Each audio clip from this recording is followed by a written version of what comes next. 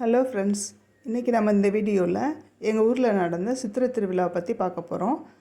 சித்திரை திருவிழா வந்து ஒரு 10 நாள் நடக்குங்க.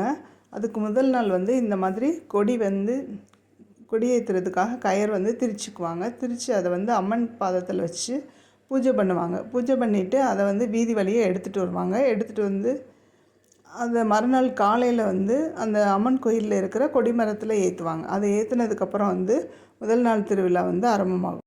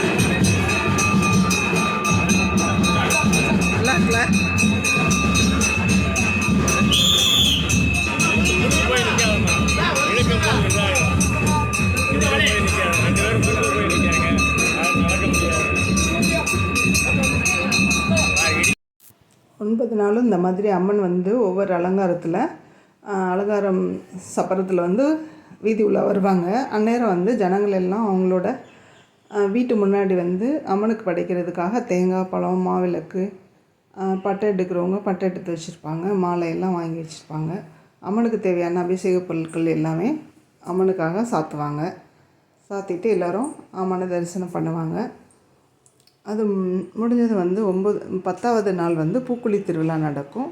அது வந்து அம்மன் கோயில் முன்னாடி சைடில் பெரிய மைதானத்தில் நடக்கும். பக்கத்தில் கிராமத்தில் இருந்தெல்லாம் நிறையா பேர் வந்து கலந்துக்குவாங்க. ரொம்ப நல்லா இருக்கும்.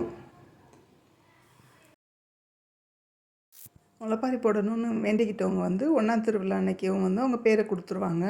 அவங்களுக்கான முளைகள் எல்லாம் வந்து ஊற வச்சு அதை வந்து முளை போட்டு ஒரு செட்டுக்குள்ளே வச்சுருவாங்க. அந்த செட்டுக்குள்ளே வந்து யாரையும் அலோவ் பண்ண மாட்டாங்க. முளை எவ்வளோ வளர்ந்துருக்கு அப்படிங்கிறது நமக்கு தெரியாது. அந்த 9வது நாள் தான் நம்ம அதை எடுக்கும்போது நமக்கு தெரியும் எவ்வளோ.